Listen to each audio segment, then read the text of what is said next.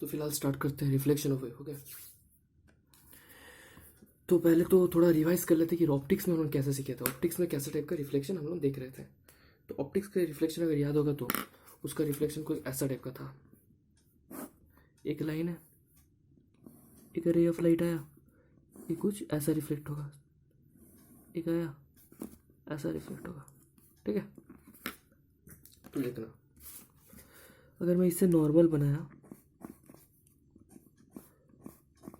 ठीक है, अब मैं प्रूफ करने वाला हूँ रिफ्लेक्शन ऑफ वेव हाइजेन से। जब मैं प्रूफ करूंगा तो मेरे को क्या क्या प्रूफ करना है। टू प्रूफ, पहला चीज़ angle I equal to angle R. तो मैं प्रूफ करने के लिए मान लेता हूँ कि आई और आर अलग अलग है। तो अगर ये लाइन रे ऑफ लाइट आई से आया होगा तो रिफ्लेक्ट किया होगा आर से। सिमिलरली अगर ये आई से आया होगा तो ये भी रिफ्लेक्ट किया होगा आर से। तो मैं इसको आर लिखते हैं। ठीक है, सेम है, इसका जाना और ये लाइट दोनों पैरेलल है, इसलिए आर और ये आई। समझे। अब देखना, एक वेवफ्रंट मानते हैं जो इससे और इससे दोनों क्या है, इंसिडेंट लाइट, इसका वेवफ्रंट बनाते हैं, ये वाला और ये वाला। वेवफ्रंट क्या होता है, जो रे से परपेंडिकुलर हो। तो एक प्लेन मानो जो रे से परपेंडिकुलर हो।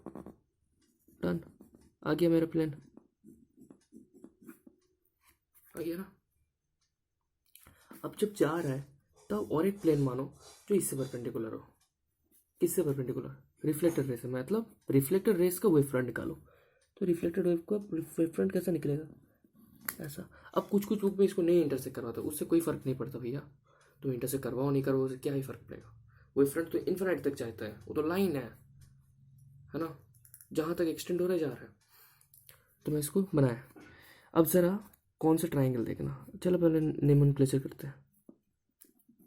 ए बी सी डी, कौन सा ए, कौन सा बी, कौन सा सी, कौन सा डी।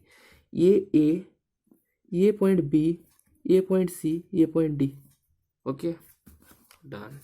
तो इसको ज़रा बाहर विस्तार से ड्रॉ करते हैं। कुछ ऐसा दिख रहा है यार, ऐसा दिख रहा है वाला, ठीक है ना। तो अगर ऐसा दिख रहा है, बी ए सी डी, ठीक है ना। अब देखना थोड़ा एंगुलर रिस्पेक्ट में देखना। इस एंगल को देखो, मैं एक ट्रिक सिखाता है, चलो इसके लिए बताता हूँ। इसको पॉइंट मानो, एक ऐसा स्टार बना दो। ये मेरा ट्रिक नहीं है, मेरा सर ने मेरे को सिखाए थे। ओके, तो एक ऐसा स्टार बना दो। अब कौन सा एंगल आई है, ये वाला एंगल आई है। इसके रिस्पेक्ट में देखो, ये वाला एंगल आई है। अब एक छोड़ के दूसरा एंगल भी आई है, ये वाला छोड़ के ये वाला भी आई है, ये छोड़ के ये वाला भी आई है। सारा का सारा क्या है, एंगल आई है। अब देख लो, इस पॉइंट से सेम पॉइंट के लिए काम करेगा सिर्फ, ठीक है। तो इस पॉइंट के लिए ये वाला लाइन आया, मतलब ये वाला लाइन आया, तो ये वाला एंगल कितना हो गया, आई। तो ये वाला एंगल आई, कौन सा एंगल, ये वाला। ये वाला का नाम अगर बोलते हैं तो डी बी सी, तो angle D B C angle I हो गया। सिमिलरली अगर सी पॉइंट के लिए देखो तो ये आर है। ओके, ये एंगल आर है, ये एंगल आर है, तो ये भी आर हुआ, ये भी आर हुआ और ये भी आर हुआ। एक एक छोड़ दिए, ये सारा का सारा आर हुआ।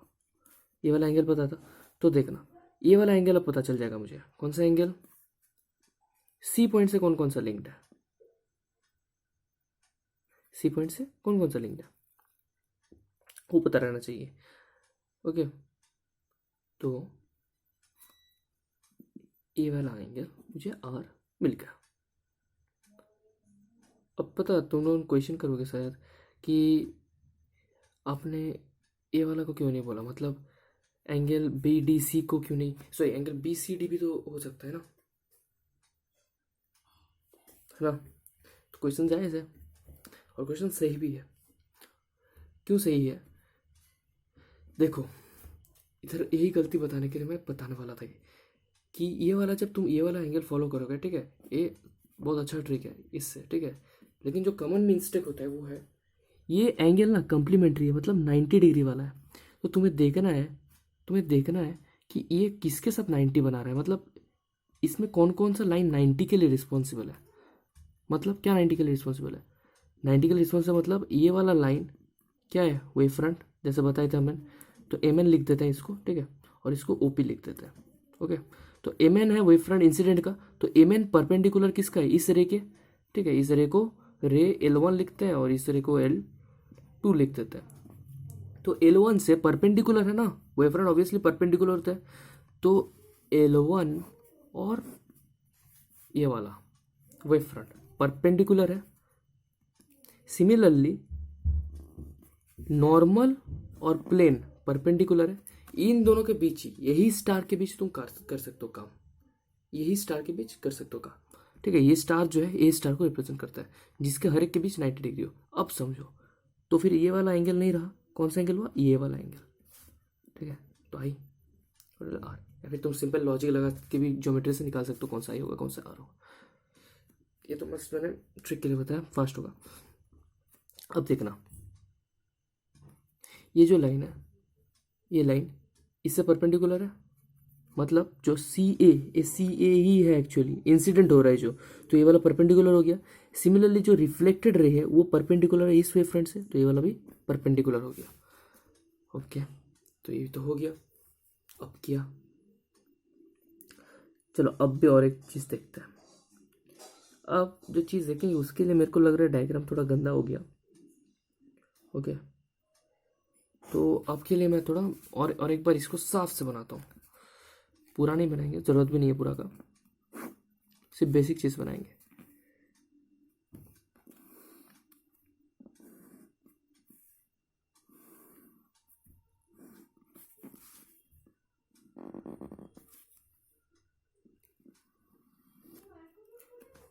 ओके, तो बी हो गया ये वाला पार्ट, और ये वाला पार्ट हो गया ए जो अपने को पता था, और ये वाला पार्ट हो गया डी ये वाला, और ये वाला हो गया सी। तो देखना एक चीज़, ये वाला पॉइंट और ये वाला पॉइंट, ये दोनों सेम फेस पे, सेम फेस पे क्या मतलब क्या है, इनका स्पीड, इनका सारा कुछ प्रॉपर्टी सारा कुछ सेम है। तो ये जब तक यहाँ पहुँचेगा, समझो बात को, ये जब तक यहाँ पहुँचेगा तब तक इसको यहाँ पहुँच जाना है, ज़रूरी है। ज़रूरी किस लिए है, ये कोई मतलब बहुत बड़ा चीज़ नहीं है, मतलब एक कॉमन सेंस है। इसको भूल जाओ, इसको समझो। ये जब तक सी में पहुँचेगा, ओके, ये जब तक सी में पहुँचेगा, ये वाला रे कहीं ना कहीं तो चला गया होगा, वो जहाँ गया होगा उसी को डी कहते हैं। समझे, फिर से एक बार, ये वाला जो पॉइंट है बी डी को भूल जाओ फिलहाल। ओके, ये इंसिडेंट के बारे में बात कर रहा है। ए इंसिडेंस व सी, ए इंसिडेंस है फिलहाल के लिए, मैं देख रहा हूँ सिर्फ इधर इस पॉइंट पे ए और बी ऐसा रुका हुआ है, ये इसको भूल जाओ, इस डायग्राम को, इस डायग्राम को भूल जाओ, ए और बी रुका हुआ है। अब टाइम स्टार्ट हुआ, ओके, हम लोगों ने टाइम को स्लो कर दिया और टाइम लाइट को धीरे धीरे आते हुए देखा। तो हमने क्या नोटिस किया, ये जब तक यहाँ पहुँच रहा है तब तक बी कहीं ना कहीं तो पहुँचा है, जहाँ पहुँचा है वही डी है। क्यों वही डी है, क्योंकि ए जितना टाइम में सी में पहुंचेगा, क्योंकि सेम फेज में है ए और बी, तो बी भी, बी का जो वेव है जिधर भी पहुंचेगा वो सेम फेज में होगा सी के साथ। तो डी सी आ गया मेरा वेव फ्रंट दूसरा। तो यहां से इतना पता चल गया कि A C must equal B D. Okay, तो इस ट्रायंगल में आ जाओ, A C equal to B D, फिर बी सी इज कॉमन, और angle B S C equal to angle BDC 90 degree. So triangle ABC and DBC are congruent. तो हो गया। अब अगर congruent है तो यहाँ से रिजल्ट क्या लिख सकते हैं, bye CPCT, corresponding part of congruent triangle, angle ABC equal to angle DCB, which is therefore angle ABC के angle I which is equal to angle R। तो प्रूफ हो गया। और दूसरा चीज़ क्या होता है कि ये दो, सेकंड क्या होता है कि incident ray, normal and reflected ray must lie in the same plane. तो देख लो वही हो रहा है। कैसे वही हो रहा है, ये वेव फ्रंट क्या होता है, परपेंडिकुलर होता है इस लाइन से। हाँ, अब ये जब तुम समझोगे ना, थोड़ा 3D समझना चाहिए, वो मैं समझाते हैं। ये इसको मान लो सरफेस है, ओके, इसको एक प्लेन समझते हैं। तो यहाँ पर ऐसा करके मान लो एक रे गिरा, कैसे करके, ऐसा करके, ठीक है, जरा पेन का कैप दिखा ले, हाँ, मान लो ऐसे करके रे गिरा, ये है परपेंडिकुलर, इससे परपेंडिकुलर उड़ा नॉर्मल, और ये हुआ रिफ्लेक्टेड रे। अब समझो, जो वेव फ्रंट है वो इससे परपेंडिकुलर है, मतलब वेव फ्रंट कुछ ऐसा दिख रहा है, वेव फ्रंट कुछ ऐसा दिख रहा है, मेरा हाथ जो है वेव फ्रंट है, ये जो है रे है, ठीक है। रे ऐसा गिरा और नॉर्मल ऐसा है परपेंडिकुलर इस प्लेन से, पेपर वाला प्लेन से। तो यहाँ से एक साफ चीज दिख रहा है तुम्हें, कौन सा चीज? अगर ये वाला रे, ठीक है, क्या चीज दिख रहा है, चलो देखते हैं। ये वाला जो रे है नॉर्मल, मतलब इंसिडेंट, ये परपेंडिकुलर है मेरे हाथ से, ओके, मेरे हाथ से, और इस प्लेन के मतलब पेपर के प्लेन से ऊपर है। सिमिलरली नॉर्मल को देखो, वो इस प्लेन से मतलब पेपर वाला प्लेन से परपेंडिकुलर है, और नॉर्मल वाला प्लेन में लाई करता है, मतलब सॉरी वेवफ्रंट वाला प्लेन में लाई करता है। वेवफ्रंट वाला प्लेन को लाई करो, उसमें आ जा रहा है। और दूसरा ये वाला जो रे है वो भी सेम, ये जो वेवफ्रंट है यही वाला वेवफ्रंट के प्लेन में लाई कर रहा है, और इससे बाहर है, मतलब इसका परपेंडिकुलर डायरेक्शन के तरफ है, मतलब इसका एक कंपोनेंट इसका परपेंडिकुलर डायरेक्शन में है। तो नॉर्मल, इंसिडेंट रे और ये वाला सेम प्लेन में हो गया। अगर नहीं होता तो कैसा लगता? अजीब लगता, मतलब कैसा, ये ऐसे गिर रहा है, ये कुछ ऐसा निकल रहा है, ऐसा लगता। तो वो नहीं हो रहा है। अगर वो होता तो ट्राइंगल ही नहीं पॉसिबल होता, तब 3D में कंज्यूम करना पड़ता, सॉलिड सॉलिड एंगल आ जाता। ओके, तो ये वाला प्रूफ हो गया। तो reflection of wave is proofed. Next में देखते हैं रिफ्रैक्शन ऑफ वेव कैसे प्रूफ कर सकते हैं, फिर लेंस में कैसे प्रूफ कर सकते हैं हाइजेंस प्रिंसिपल, प्रिज्म में कैसे प्रूफ कर सकते हैं हाइजेंस प्रिंसिपल। और ठीक है, थैंक यू।